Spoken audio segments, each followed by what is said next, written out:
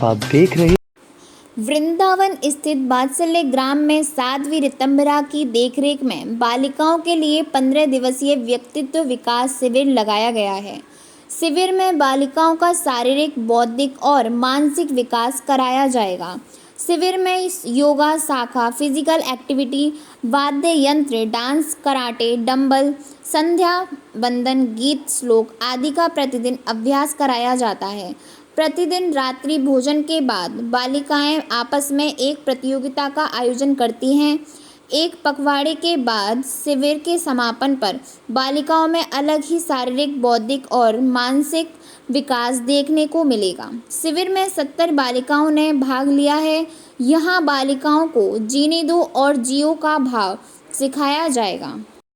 मेरा नाम दीप्ति शर्मा है और मैं गाजियाबाद विभाग राष्ट्र सेविका समिति वैशाली महानगर की कार्यवाहिका हूँ। और ये वात्सल्य ग्राम वृंदावन में पीडीसी कैंप जो व्यक्तित्व विकास शिविर है वो 2 जून को इसका उद्घाटन था और 15 जून को इसका समापन होगा।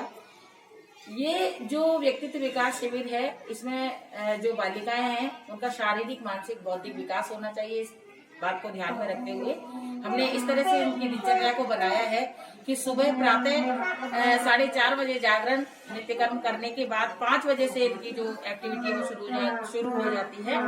5 बजे प्रातः स्मरण, योगा और उसके बाद शाखा और सारी जो फिजिकल एक्टिविटी है वो 8:30 बजे तक रहती है। उसके बाद बच्चों का थोड़ा सा समय आधा घंटे का जलपान का रहता है और उसके बाद इनका स्नान का समय दिया है। और फिर एक एक्टिविटी है घोष, जिसमें हम बांसुरी, आनक और बिगुल आदि बहुत सारे वाद्य यंत्र बच्चों को सिखा रहे हैं।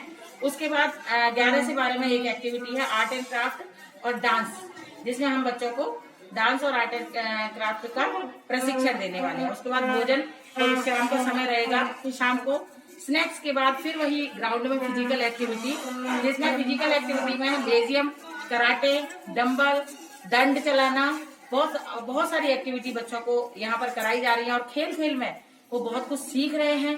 बहुत सारे समिति के जो खेल होते हैं जो बिना किसी इंस्ट्रूमेंट के, जैसे ना कोई फुटबॉल और कोई भी उनके पास खेलने का कोई सामान नहीं होता, उसके बाद भी वो बच्चे इतना अच्छा खेल खेलते हैं। उनको बहुत सारे खेल यहाँ पर सिखाए जा रहे हैं। उसके बाद संध्या वंदन होता है, साय स्मरण होता है, माँ अष्टभुजा देवी का स्तोत्र बच्चों को याद कराया जाता है। उसके बाद गीत अभ्यास में जो अपनी प्रार्थना है और जो बहुत सारे श्लोक हैं, गीत हैं, उनका अभ्यास बच्चों को दिया जा रहा है और उनका अभ्यास भी कराया जा रहा है।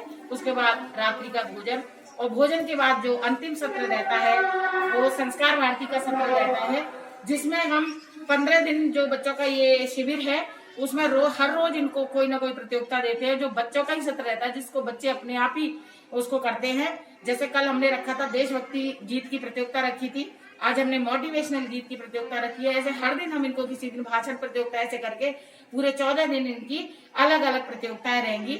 और इस तरह से जब 13-14 दिन के बाद जब इनका समापन होगा तो हम देख पाएंगे कि कितना शारीरिक, मानसिक और बौद्धिक विकास इन बच्चों का हो चुका है। ये जो 15 दिन में यहाँ सीखेंगे, मैं दावे के साथ कह सकती हूँ कि 15 साल में ऐसा प्रशिक्षण भी नहीं ले सकते। इस कैंप का इतना प्रभाव रहता है बच्चों पर कि जो 15 दिन में इतना कुछ सीख पाएंगे ये। धन्यवाद।